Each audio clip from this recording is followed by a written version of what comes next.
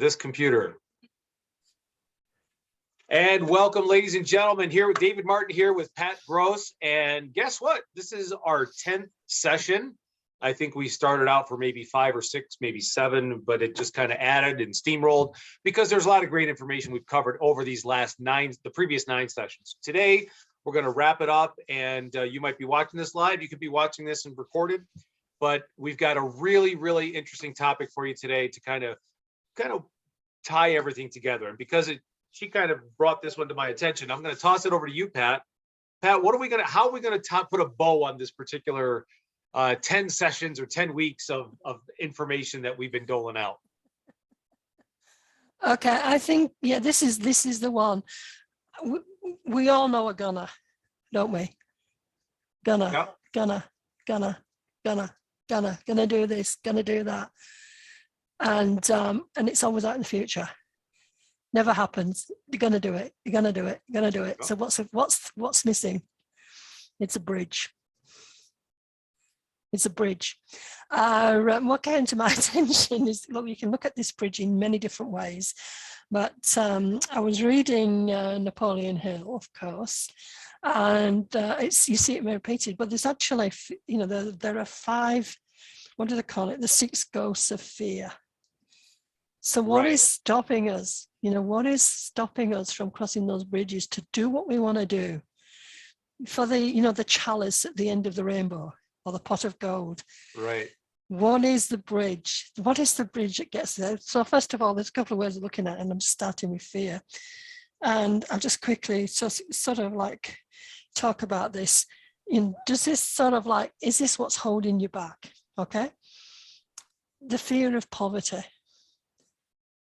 If you're going to make this move, is it going to, sort of impact you financially? You're going to find yourself, the rag and bones down by the wayside, begging for food. That kind of, that knot in your stomach, that's big enough. That's sort of like stopping you from getting onto the bridge.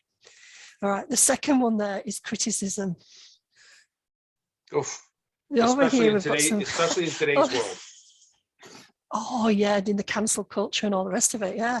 Yep. Over in here in Australia, we've got something called the poppy, the tall poppy syndrome, where if you're sort of like standing out from the crowd, you'll get scissors straight across and you chop down. So people that's just a sort of like, it's not throughout, but that's just one of those things that you talk about in Australia, the tall poppy syndrome. And you sort of, I remember when I, even in the UK, in one of my jobs, no person could be singled out. We were told it was a team effort. Everything's a team effort. But if you're going to go out there and change the world, you need to stand out. Yep. You need to be that person crossing the bridge. And sometimes you don't have that team behind you, especially if you've got the family. The family in your ear saying, you're not good enough, or, blah, shouldn't you be doing this, etc. So again, it's stopping you getting on that bridge and crossing it. In that particular case, I want to throw in there, that's one of the most difficult bridges to navigate, because it's kind of like when, what I often tell people, when we go over what are you willing to give up, right? And number one is that fear of, in this case, is it that fear of crossing the bridge, but also that criticism. There's a balance, because I tell people, I'm not saying go get divorced. I mean, if your spouse isn't supporting you, but you still have a dream and you want to do it, or your brothers and sisters. I had people tell me when I was competing, who are you to think you can win? And they were people very close to me. And then when I did win, one of them said, it couldn't have been too difficult if you did it. And I was like, yeah.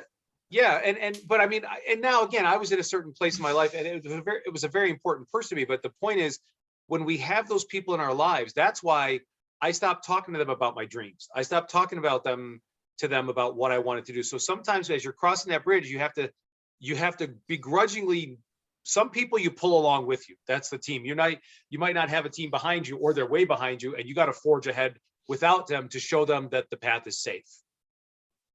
Other people you have to bring begrudgingly and just kind of, you're going and going and going. And then finally they see you on the other side of the bridge and they're like, oh, we're so proud of you. Because that was the other thing I noticed too. When I went on some of my excursions, shall we say, in my life, when I was trying to cross some of those bridges, there were people that criticized, you can't, you shouldn't, it's dangerous. What if this happens? What if that happens?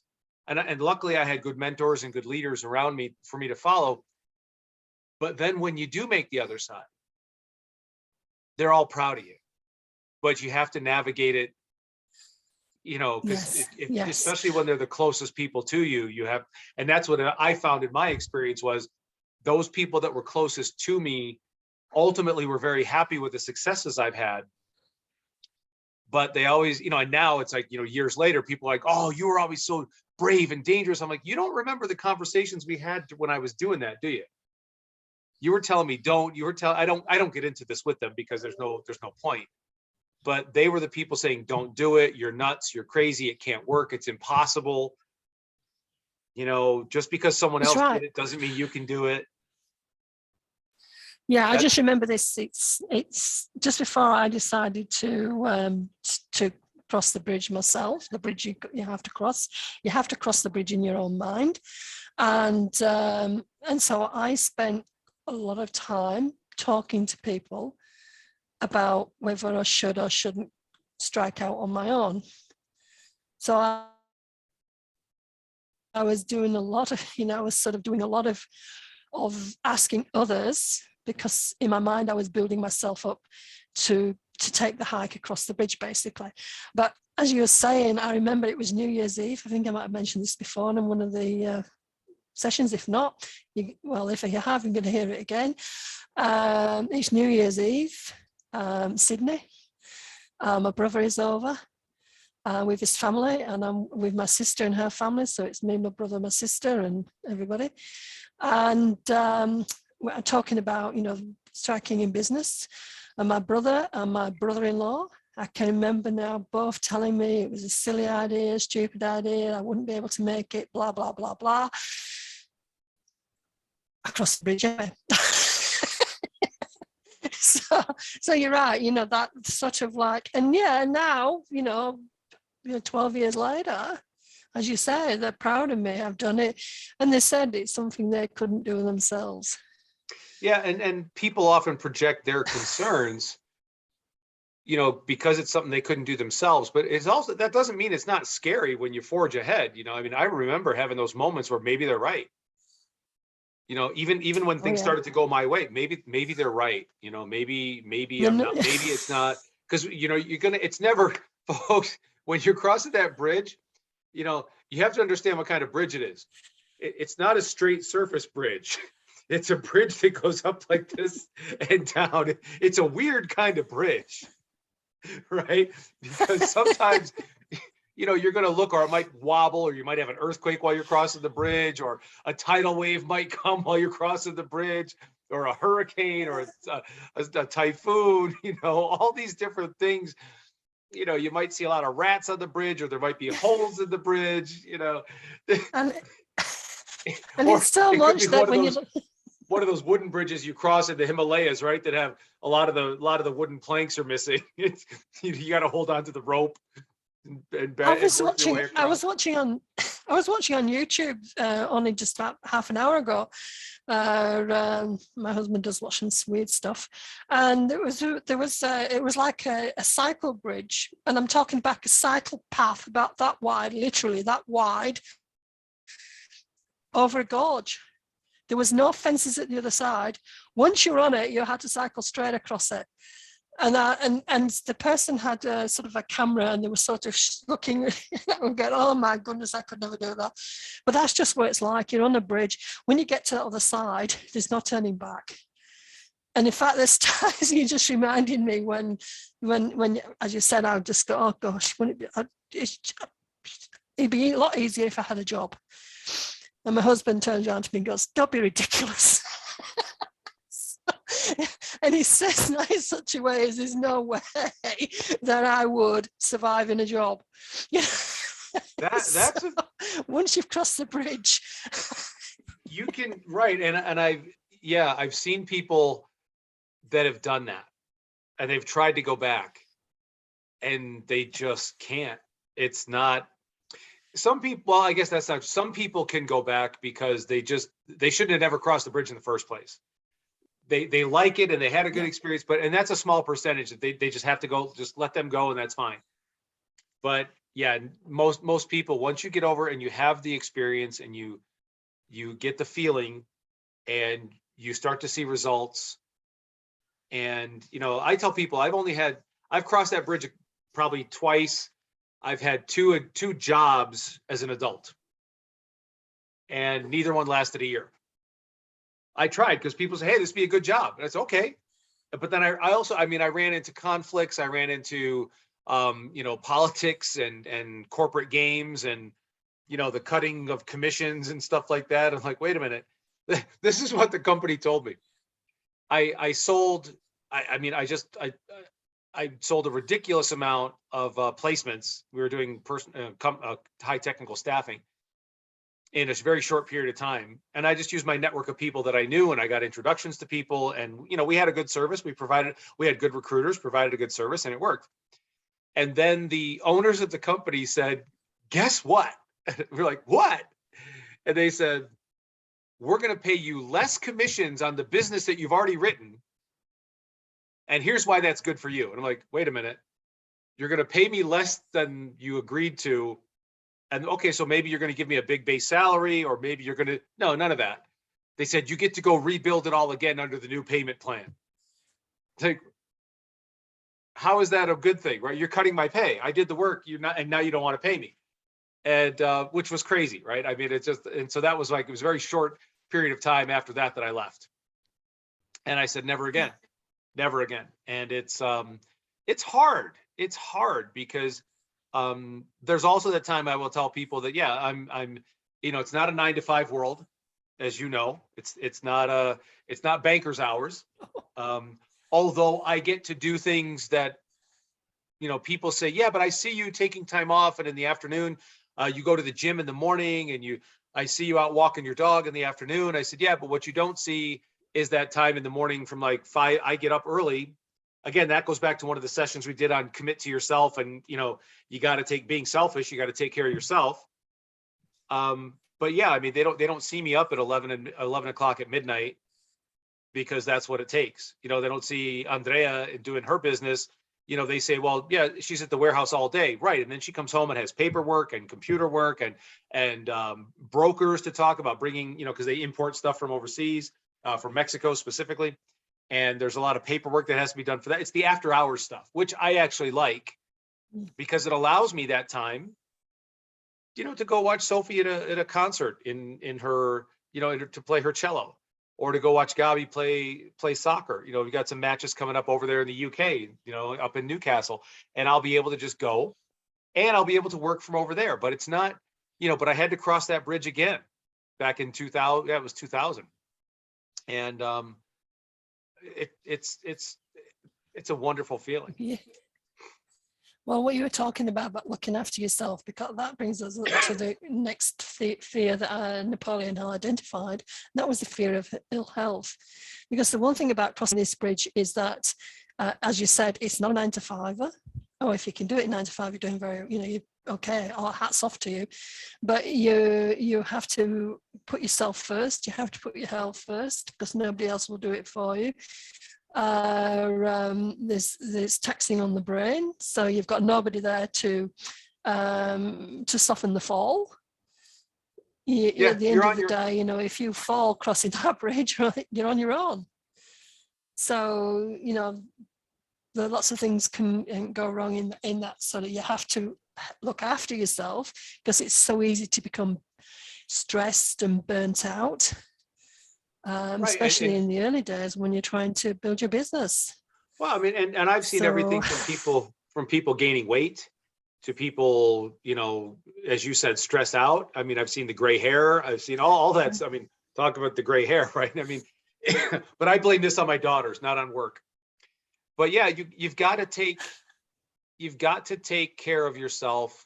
For me, one of the things I like about like the exercise for me, whether it's I go to the gym or I go for a run or I'll, whatever it may be, is that's one of the ways that I really blow off steam. When you got a project here going on and I got this project and I've got, you know, you know, the college project with Gabi, and then, Andrea's got her programs, and we got things going on back in New York and the family situations. And here's the thing. I read this was a great little piece that I read online the other day. It was a short little meme, and it was just about, while we deal with all that, everything I just mentioned about stress and family and different projects, we all have it. That's what I want you to understand too out there in listener land, right? Is that there are people that have laid the groundwork, and Pat and I have laid a lot of groundwork here, through our businesses, through our lives and our entrepreneurial endeavors. And you can follow that, you can build on that, you can learn from that, because we're all going through the same stuff. Everybody's got, I love when people tell me, yeah, but I'm tired a lot. Well, I'm tired too. I run out, there are times, but you push through. There are reasons that part of the exercise reason, I have good endurance, I'm in good health, I can work longer hours, I can do more stuff. But I'm all, there's always, I could be tired, I could be busy, there could be stress, whatever it is, we all go through it. Everybody goes through it. I'm not saying that I've got any more than anybody else or any less, which we all just do. So there's ways to navigate that. And that's when you're self and you take care of yourself, it really allows you to navigate those situations in a much more manageable fashion, I guess is what I want to get to. So. Yeah, and then you're right. You just touched on, just quickly mentioned before we move on, that what we've got planned for the next step, David, as we sort of can discuss further, is that we want to take this program, this 5D thinking, and actually have an executive program, which will sort of, as we talk through, there'll be more information about that coming up. But what we're talking about here, our lived-in experience, is something that we can actually work with people and help them. So we're talking about this bridge at the moment. We can help you cross the bridge because we've been there. As David said, everybody's bridge is different. I really empathize with this bridge of all different sort of shapes and forms, and there's a length to get there. Some people can jump over straight away. Others, right, the journey is pretty long. So well, we talked about that with the 1 or 2 sessions ago. That was the thing about getting into the dance. And you could use the same thing on the bridge, right? Some people will look like they had a much easier bridge to cross, right? And they'll, like, take my friend Val, who's up in Canada. People look at Val and they say, "Wow, he's so lucky. He's got a 6,000 square foot house, right? What is that, like 600 meters squared, something like that? It's enormous, and it's in a really posh part of Edmonton. And he's got what?" He's got a separate warehouse where he has like $3 million in cars, and they say, "Oh, look at how lucky he is at this stage of his life to have all that." And I'm like, you didn't know Val back when. I mean, yes, in some ways he's been very blessed, but he's also gone through the ringer a number of times to get up to that particular point. And so it's not always a walk in the park. So they look at him and saying, "Well, his bridge was short." Well, he had tried so many other bridges, right? Or he made it through the potholes and the holes in the bridge and the tumbles and the earthquakes and the tidal waves and the typhoons and all that different stuff. And he got to, and all you're looking at is the last 10 feet of the bridge, which is perfect and hasn't been damaged at all. So it's true. You didn't see all the other part of the bridge. You're just seeing the last 10 meters of the bridge. Yep. And so, yeah. And along that bridge, you might have some potholes, and you fill those potholes with your assets, your knowledge, your skills, your materials, so that you can go straight across. You've got to stop along the way and fill the gaps. So it isn't straight. It's not just not linear, but the timing. Yes, you're going backwards to go forward. You're stuck there for a while. I just got an image of a zigzag bridge, right? It's going to go like this. It's not a straight bridge. Yeah, and then it goes downwards, upwards. But there are people, it will seem that they had an easy bridge, and you have to understand, forget about, like they say in the mafia movies, forget about it, right? Forget about it. It doesn't matter what they go through. You've got your own journey. Pat has hers. I have mine. You know, you're going to go through, and what you have to focus on is how you can get across your bridge in the quickest way. And that's where, you know, we talked about mentorship and studying. If you can learn, especially at this stage of my life, I don't want to take 10 years to learn something. I don't have 10 years to learn something. I mean, I have 10 years, but I don't want to invest that 10 years in learning. I want to take the next 10 years and I want to do stuff. So I'm going to look for people that know stuff, you know, somebody like our mutual friend, Chris, right?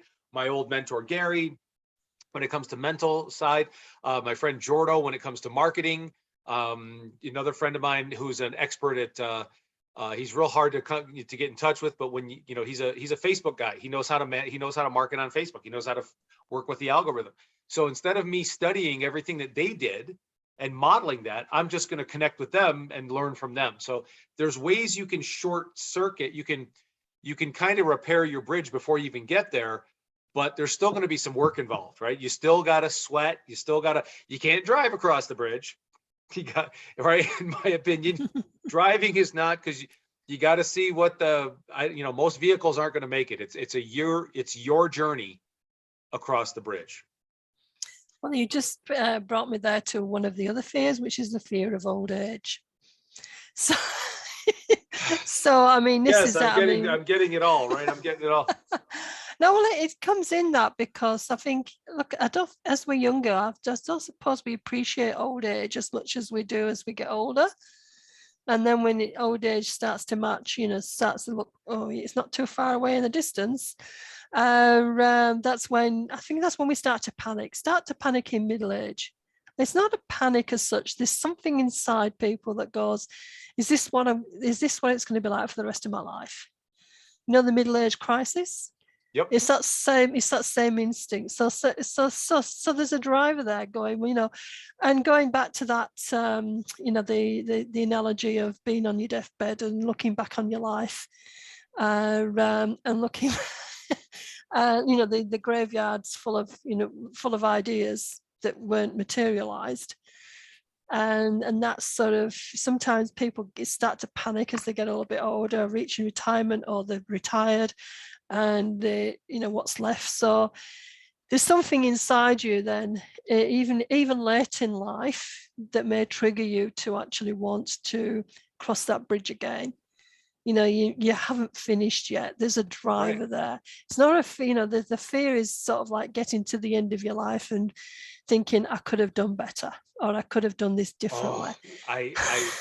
That's one of my drivers, is that based on my belief system, and not promoting any belief system to anyone out there, but I believe when I'm done here on this earth, I believe that I'm going to be, that a question will be asked of me at the next level. And it's more, and you're right, because it's more prevalent now than it was in my 30s. I started to think about it more in my 40s. And now as I'm at the end of my 50s, I'm thinking more and more about this. And that question is going to be, and I had this conversation with the guy this morning, it was more of in a spiritual context, but the question is going to be, did you do everything you could with the gifts that we gave you? And that for me is really, really resonating. Did you do everything you could with the gifts that we gave you? And right now, if that was to happen now, I will say, as much as I've done some really cool stuff, but there's a lot of bridges I left uncrossed. And you know what? You're right on those bridges. Think about all those bridges, of those fears as bridges. And I'm thinking of people I know close to me, and I look at them and I think they wanted to do more. But those bridges, the bridge of fear, the fear bridges, the bridge of criticism, the bridge of what happens if I fail, poverty, the pride. There's other bridges, I think, like the bridge of pride, the bridge of sort of, there's all these different bridges, not just these fear. We're talking about fears, but there's lots of little bridges there. And the self-worth and self-confidence bridge. Yes, and they're not cross, and they can't cross. And that's just there. I see it now. You know, people in their 50s, people in their 50s will get to that point, and yeah, there's a regret there. They want to do it, but I suppose as you get old, it's like those bridges become stone. They're flexible, but for some people, they become rigid. And they just well, no, actually, it's the way around. You think about it, because if the bridge was rigid, they'd cross it easily. It becomes Well, even no, but I know what you mean.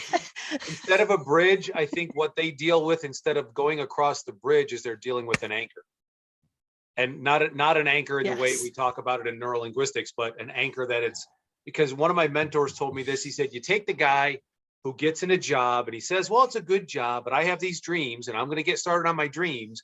And then he gets into his mid 30s and he's married, and then he has a kid and he has his next kid, and then he's 40 and then he's 45. And it's, well, I'll get there. I'm going to get started soon. And then he's 50 and pretty soon he's at his 60s. And he says, well, it's been a good life. I didn't do all the things I wanted to do. And then he starts rationalizing why not going after his dreams is okay. Now, on the positive side, where we are now, and I'll speak for myself, but I'm in a much better 59 years old now is far different than it was when I was 29. I think our generation is much more vibrant. We have much more capability. I don't want to say capability. They had the capability back, 30 years ago, but we have the technology, we have the abilities, we have the mindset. We're more open to it, because back then somebody at 59 was like, dude, I'm almost 60. You can't do that. You can't, nobody would go out and do the exercise and the workouts. Not just I do, but that tons of people are doing. There's a woman at the gym who is 71 years old doing exercises that women in their 30s can't do. She's doing these things called muscle ups, which I can't do yet. I'm still learning how to do it. I'm working on the technique. She's amazing, right? But physically, I think we're healthier. We have more energy. There's better technology. These things, right? The things back then we didn't just, I don't know how to do that. With this technology, internet and the phones and the laptops, you can't say you don't know how to do something anymore. You No, can't. true. What? I don't know You've how to got me speak Spanish. thinking. Go get the app on your phone. You'll learn Spanish in a month. Right? You can do any of that. I've got friends. Yeah, I've got friends who even today. Now you talk about a generation ago. When I'm thinking even today, surprises me. I've got friends from my school days and from my younger employment days who've retired in the late 50s. Just before they've reached the age of 60 or at 60. I've got friends who are still working at the age of 78. But when I say working, they're doing something they really enjoy. They're making a difference. So, I'm sort of, as you said, I think back to my mother, and my mother retired at the age of 60. My dad retired not long behind her. He decided he'd had enough because she'd had enough. So, it was like there. Whereas, as I said, in our generation, many of us are still just keep going. We just keep going. We just we've got more. It's sort of like more things to do in life. That bridge for us. Once you on the other side, it's a bigger playground. Yeah, and there's not as many people on it. There's a big playground on the other side of the bridge. That's right. There's not as many people on it. It's so. And that's critical. I mean, I think that, there's a lot of room. There's a lot of things to do on that other side. It's, again, part of it comes back to knowing what you want on that other side, why you're going to that other side, really, collect on into that stuff, identifying the fears, because you're not going to eliminate fear. There's always going to be something that, and sometimes it's just because of the unknown of how to handle something. And once you learn how to handle something, then it's no longer an unknown and it's easier to overcome. And it's the same thing on those bridges. If you don't know about the potholes, yes, sometimes it costs, It takes resources, it takes time, it takes effort, it takes energy. And sometimes it hurt. You don't one come of those through... other losses. Oh, go ahead. One of those other losses is loss of love. One of those fears that we have is that, and yet it can affect your relationships. You know, making drastic changes, crossing that bridge, especially if the others don't want to follow or don't support you, don't want to come with you. It's you have to be strong enough to believe, and I think this is part of that. The bridge you must cross as well is, and one thing I did at one point when things were getting really, really tough for me, it was just 4 words that came into my mind that made all the difference. Let go, let God. That's all it was. And you just release. You got to cross the bridge you have to cross. You just have to have faith. You just have to let go. You just have to go. You can be, look, the last fear was death. So I've just given you all the fears, but at the end of the day, with all of this baggage, all of this stuff here, you just have to let go. And bounce. That's all I can say, you know. No, it's funny you say that, because there's a, you know, oftentimes when I work with people and I'll tell them, okay, you set the goal, but then you have to let go of the goal. Letting go is not something that people are accustomed to, whether it's the goal or, look, your goal is to get to the other side, but if you're, and yes, you have to plant the idea that you want to go to the other side, but now you got to focus on what's in front of you. The process of getting to the other side is avoid that hole, climb over that wall, you know, swing around, grab the vine and swing around and jump over, you know, the alligators, whatever, because yes, we didn't tell you what kind of bridges these are. There might be alligators on your bridge, or crocodiles for those of you down under. You got to focus on, we have to learn to let go, right? Let go of, you know, it's not about, I think part of that comes into the model of perfection that people have today too. If it's not perfect, they don't want to talk about it, right? I can't do this because what if I make a mistake? And that comes into that criticism, the loss of love, right? If I'm not perfect, no one's going to love me. You know, and so they have to, so a lot of this, folks, sometimes I know we bounce around here a lot here, but as you go through, the best way to learn about this stuff is to get on the bridge, you know, set your goal, figure out where it is you want to go, figure out what bridge it is you got to cross, and start walking, and we'll be there to help you along we're not going to do it for you, but we'll help you along the way. Yeah, I got me thinking about when I talk to people, and we've got this challenge and whatever, and that's the next step. There's a goal there, and you're right. I'll just say to them, now then, let's just go away and not think about it. Yep. I didn't say go away and think about it. I said go away and not think about it. It's, as you say, it's one of those things that you can sort of put in your mind just before you go to bed, or just get up in the morning, or just put out there, just go for a walk, and you just put it out there. Yep. And I know this is thing, but you see what you're doing is you're putting the order out there, and your subconscious is actually doing the work. That's how I find. Yep. The bridge between your conscious and your subconscious. One of the guys said the other day on the marketing team call, you know, because again, and here's the thing, guys, we can all learn. I mean, I still sit, this guy's almost probably not quite half my age. He's 33, right? So he's a little more than half my age, but he's a brilliant marketer. So I can learn from this guy.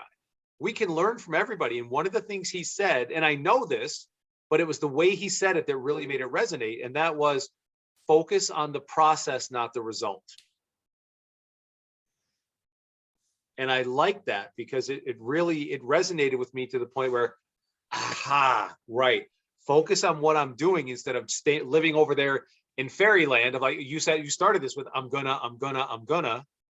That's where, when you just focus on the result, you stay in that I'm gonna, and then you know, or as our mutual friend Chris said, and I'll just call him out on this because he puts it in one of his audios, that he was the next month guy. Next month, I'm going to crush it. Next month, I'm going to do this. And he kept telling himself, so it was always next month. It was never this month that he would get the result. And he made a point out of that. And I laughed. I said, I laugh because I can relate.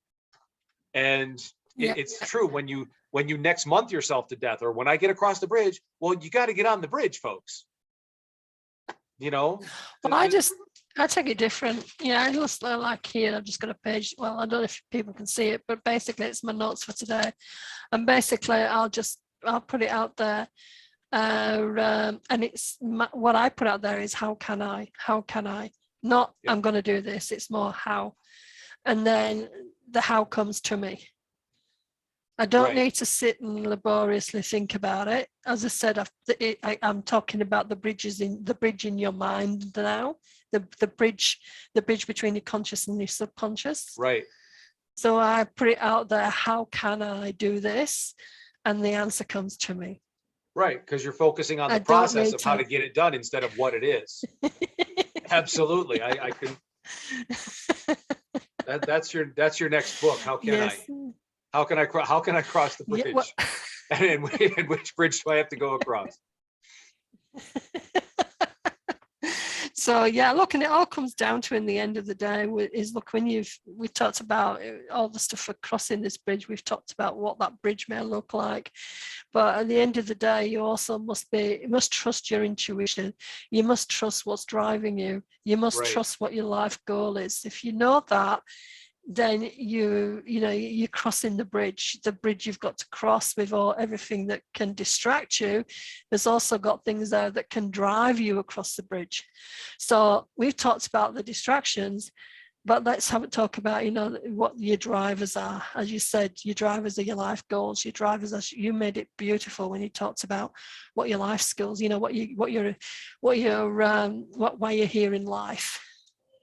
Right. I mean, So we yes. all have skills, we all have abilities, we all have a mission, and whatever, you got to find out. It's funny, what did the guy say? The two most important days in your life are the day you're born and the day you find out why. And that really resonated with me, because and by going through, and what Pat's talking about here is going through the process of finding out what it is you want and why. And when you marry that together, that's why when people talk about goals, oh, I struggle, or goal setting doesn't. No, if you're not aligning the vision of your life with why that, and understanding why that's important to you, the drivers sometimes don't show up, because you've got to align the two. And sometimes what we think we want is not what we want. We went over that a couple sessions ago. But when you find that and you marry that together with values and vision, and then you realize, and you start asking yourself, how can I, instead of, what if is okay to get yourself going. But then you got to say, okay, now it gets down and dirty, right? You got to pull the weeds. You got to get in there and say, okay, I got to pull some weeds. Then I got to wash my hands, do some other stuff. I got to pull some more weeds, because guess what? Some more weeds are going to come in. I got to fill a hole. I got to swing from a vine. I got to avoid the crocodiles. I got to avoid the people who are saying, no, don't go, stay here, come back. The anchors, the people that throw the fish hooks in your leg when you don't know the fish hooks are there, that are trying to, you're trying to run forward and you run it. Why am I stuck? And there, you realize that there's people pulling back on your clothes. Yeah, for every negative there's a positive. And when you talked about the pulling the weeds, my immediate thinking was, yeah, but there's loads of seeds. You've got to plant those seeds. You've got to nurture those seeds. You've got to grow those seeds, and into fruition. Because I mean, I'm terrible. I'm always coming up with new. I mean, that's part of what the entrepreneurial mindset in me is. I'm always coming up with new ideas, creating those linkages, and coming up with these new ideas. And so I go into creative mode. I'm always nurturing those seeds. But the thing is, you've got to harvest those seeds. So to cross the bridge, you've got to plant, you've got to nurture and grow, and you've got to harvest. Yep. And I think that's where people get stuck. They've spent so much time on these hurdles along the way that they don't know how to harvest. Oh, I mean, I cannot tell you how many people I come across that go from program to program to program to program, and they never harvest. They in other words, they plant. They even tend some crops, but they never harvest. Yeah. They're always going on they're moving to the next farm, so to speak. They're going to the next, there's a better, and that's part of it, is there's work involved, but there's completion. We've talked about that too. There's completion, which is critical in all this stuff. But guys, there's a lot of work to do, but what else are you going to do? Watch TV reruns, right? you know, I mean, I can only watch so much football or soccer simply because the game's only 90 minutes. I don't have to go I don't have to watch the replay of the game that I just watched. I mean, or people talk to me about binge watching. I need a new series to binge watch. Well, why wouldn't you take that energy and put it into a part-time plan? Put it into a Yeah. health plan, put it into maybe going down to the local soup kitchen and serving, or, you know, giving back to your community, or going to a community house, as you call it, right? And learning what you can Yep. do and how to connect and bring something into your community. Well, last night, perfect example, my other half was watching a movie. 2 hours later, I was still writing in my journal. So I mean, it just the thing about all of this is that, yes, there's the bridge you have to physically cross to get from it to where you want to be, but there's also the bridges that you must cross to be able to step on that bridge in the first place, to move forward and to get to the end of the bridge. You don't know what that bridge looks like. You know, we're talking about the bridges of the mind and the bridges of the fears and all the rest of it. But the bridge that you're crossing, as you said, it's different for everybody. We've no idea when we start exactly what that bridge is, because if we did, I think nobody'd cross it. But I mean, but that's life. You know, when we're born, we've no idea what life's going to look like. So this is like a bridge in your life that you have to cross. My message here with, you know, we talked about all those things that can be the bridges you need to cross before you, is just do it. Get started. You've got the motivation, you've got the drive, you know, like, just get started, just do it. But along the way, the wise person will actually, you know, there are those people along the way that can help you and guide you. And this is an idea where where these mentors come in. Right. We always need a mentors to guide us towards the light, so to speak.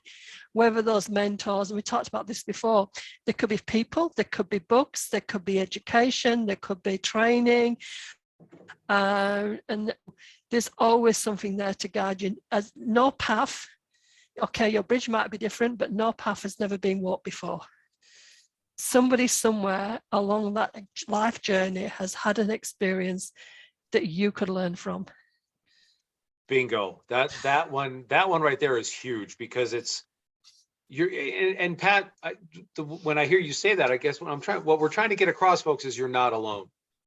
And, you know, we touched on that. And by the way, one little side note, you may have to cross bridges while you're crossing the bridge, if that makes sense. There's little bridges, mini bridges you're going to have to cross while you're doing that.